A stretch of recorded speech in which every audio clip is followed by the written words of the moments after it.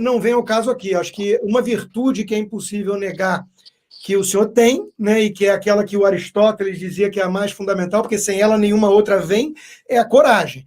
Quer dizer, alguém que compra essas brigas que o senhor vem comprando tem que ter, no mínimo, coragem. E eu quero começar exatamente por aí, presidente. As coisas que o senhor tem dito sobre alguns ministros do Supremo Tribunal Federal são coisas que eu tenho certeza que milhões de brasileiros têm aqui preso na garganta.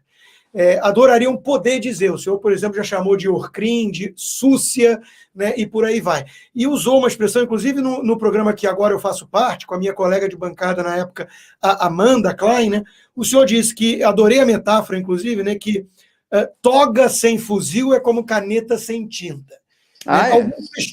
Alguns questionam se a toga e quem controla o fuzil não tem algum tipo de parceria também, né?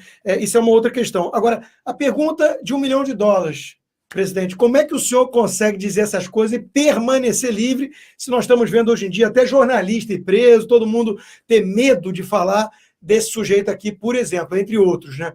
As pessoas têm medo, olha a cara, vê as ações, a turma tem medo. Né? Como é que o senhor fala essas coisas todas e fica por isso mesmo? O senhor sabe alguma coisa que nós não sabemos, doutor? Não, é só coragem de enfrentá-los mesmo. Você viu essa foto que você botou aí? É uma foto do mal. É uma expressão satânica. Esse cidadão é um cidadão do mal. Ele está lá para fazer lobby. A mulher dele, a dona Vivi Moraes, de repente virou a Rui Barbosa reencarnada. Em São Paulo, ela pilotava fogão e lavava roupa no tanque. Foi para Brasília, virou a maior e mais cara advogada de Brasília. Ele por trás dando estrutura. Aí, quando ela vai ao Tribunal Superior Eleitoral, ao Superior Tribunal de Justiça, ou no próprio Supremo, o que é um absurdo dos absurdos, a dona Vivi Moraes advogar no Supremo, onde o marido é ministro, ele é a longa-manos. Quer dizer, ela é a longa-manos, desse sistema de embargos auriculares.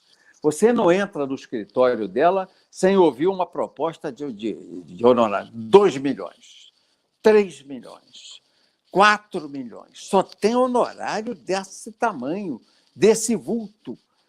E é mulher do ministro do Supremo. Se ele faz lobby, ele ganha dinheiro do escritório de advocacia da mulher dele.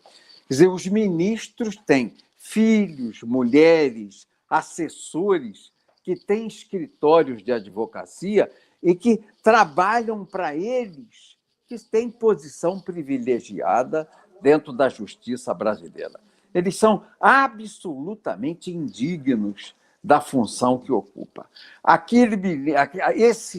Esse Supremo Tribunal Federal, o atual Supremo, essa composição, é a lata de lixo da história do Brasil.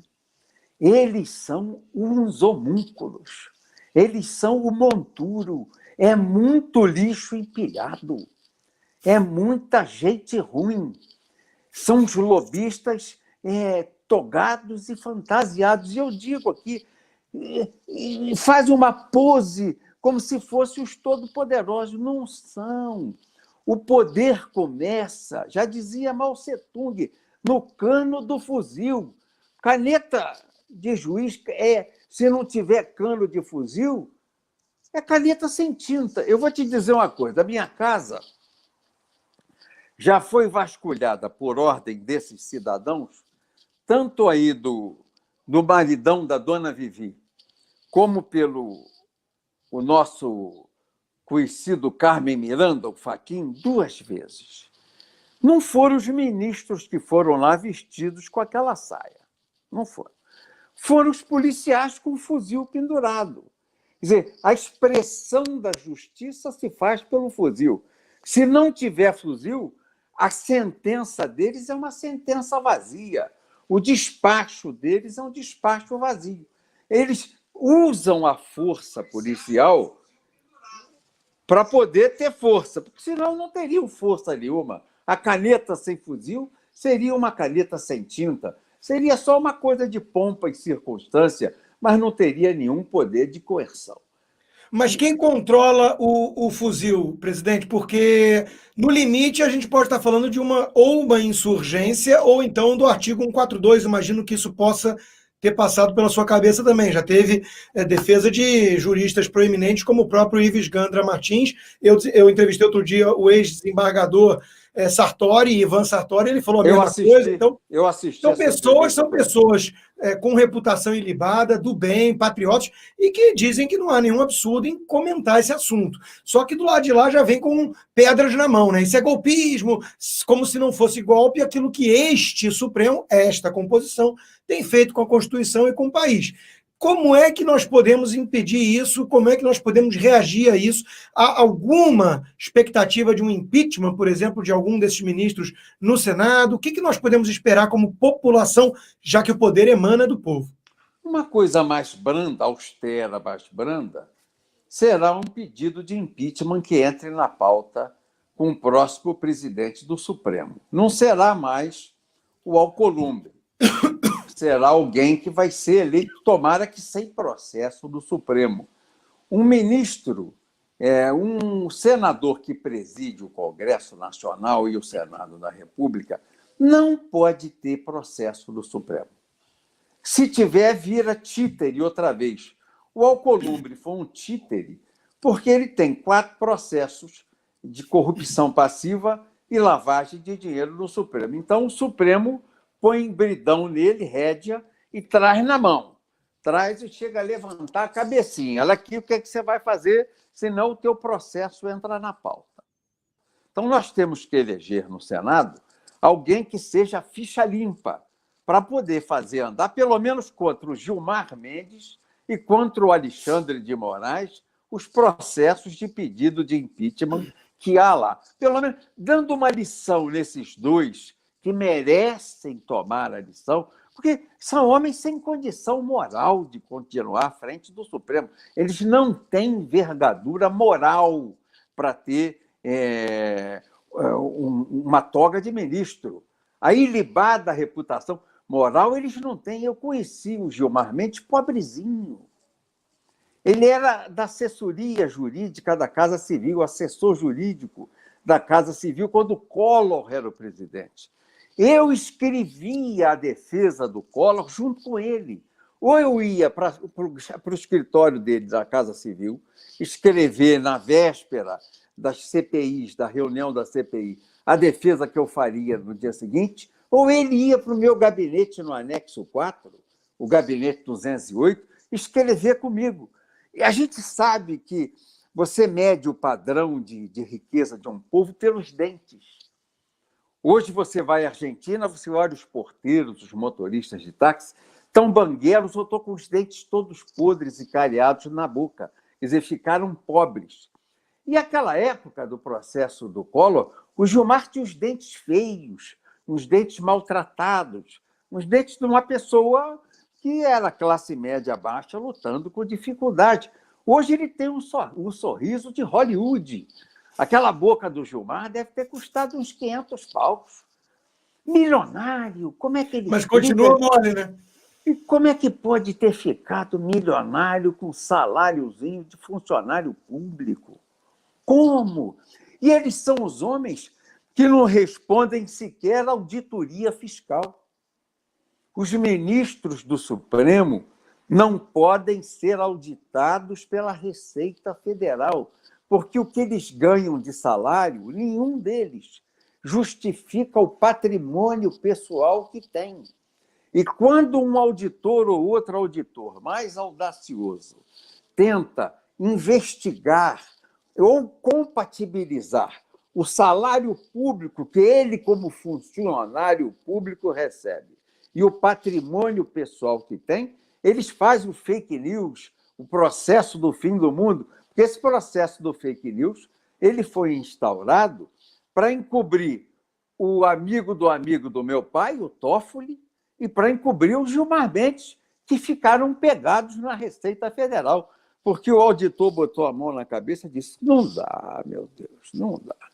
Com esse salário, que dá uma média de 30 mil líquidos por mês, então 360 mil reais por ano, Esses homens não podem ter patrimônio de 40, 50 milhões de reais aqui.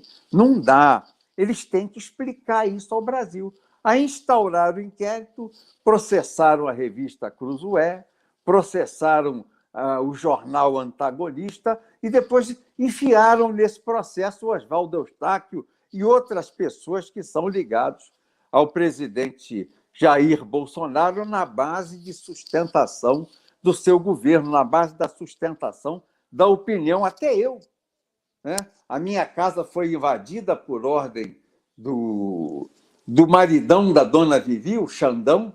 Eles estiveram lá na minha casa para levar meus telefones celulares e os meus computadores. Crime de opinião, Rodrigo.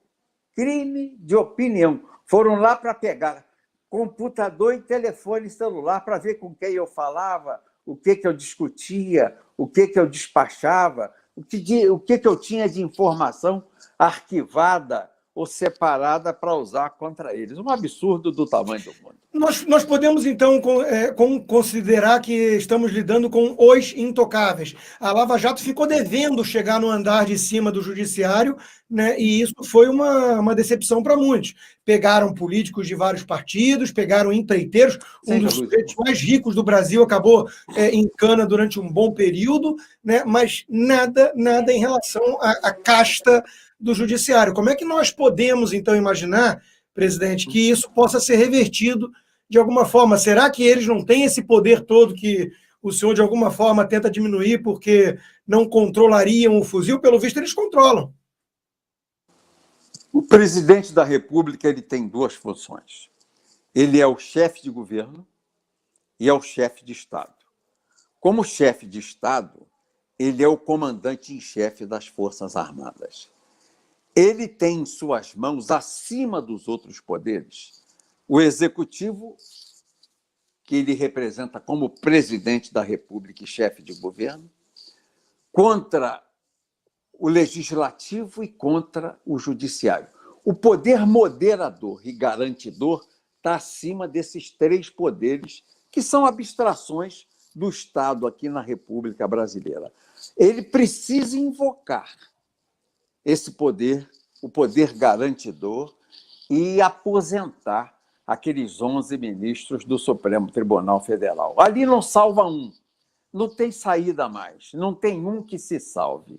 Até o último que entrou já andou pisando na sineta, botando o pé em cada muro. É um homem que joga com um pau de dois bicos. Mas esse é um bom ponto. Esse é um bom ponto, presidente. Ele foi escolhido pelo Bolsonaro. Muitos temem que o presidente Bolsonaro, por uma questão de governabilidade, ou seja lá que tipo de arma alguns do sistema tenham contra ele, né? O fato é que ele andou caminhando mais em direção a esse centrão e a contemporizações, a ceder a certas pressões e escolhas como essa do Cássio Marques Nunes, que é pouco compreensível para a base militante de apoio do presidente. O que está acontecendo, Roberto Jefferson? O que está acontecendo? O presidente Bolsonaro é o mesmo, o sistema o engoliu, o mantém como refém. Como é que nós podemos esperar dele algum tipo de reviravolta? O senhor mencionou o jornalista Oswaldo Eustáquio. Ontem ele quase ficou paraplégico, caiu, se acidentou na prisão, foi um dos assuntos mais comentados. O presidente nada se manifestou. À tarde foi lá e colocou uma imagem de um herói, um monstro de pedra segurando um ataque, uma pedra maior ainda que poderia destruir a cidade. Um recado do tipo: vocês vão ficar me atacando, mas eu que impeço que o sistema atropele de vez as garantias e os direitos de vocês. Como é que o senhor está enxergando essa briga toda de dentro? Eu penso que ele está chegando no limite. Ele está levando a coisa ao limite. Eu penso que as ações do Bolsonaro estão fazendo o povo acordar. E o povo já entendeu que, quando cessam as palavras e elas estão acabando, principia a pólvora. E a pólvora não virá pelo Estado, não virá pelas Forças Armadas. O povo vai lançar a mão da pólvora para resolver essas situações. Aí o Estado, através das Forças Armadas, vai agir. mas o povo é que vai começar a fazer barulho de foguete, é que vai botar fogo primeiro na primeira banana de dinamite. É o povo. Não é? Não adianta a gente esperar... Presidente, deixa eu só entender uma coisa. Isso é uma análise ou é uma incitação? Você está imaginando uma espécie de revolução, um movimento de insurgência mesmo, não há como ucranização. você... Se o Supremo der a ideologia de gênero, nós temos que entrar lá e julgar aqueles caras todos no meio da praça, na bala. Não tem mais jeito. Se eles derem aquela DI 5668 do PSOL, o PSOL perdeu no Congresso Nacional com quase 4/5 de votos contra a proposta da ideologia de gênero e recorreu a esse grupo dos 11 lobistas que são os ministros do Supremo Tribunal Federal. São lobistas, não são homens que não têm nem concurso público, não têm mérito de concurso público e nem foram eleitos para a função que ocupam. Foram colocados lá por lobbies, por interesses que o Brasil conhece todos eles e sabe quais são. Se esses sujeitos derem a ideologia de gênero para a destruição da família cristã, judaico-cristã, que nós defendemos, aí não tem mais o que discutir. Nós temos que entrar lá e colocar para fora, na bala, no pescoção, no chute na bunda, aqueles 11 malandros que se fantasiaram de ministro do Supremo Tribunal Federal.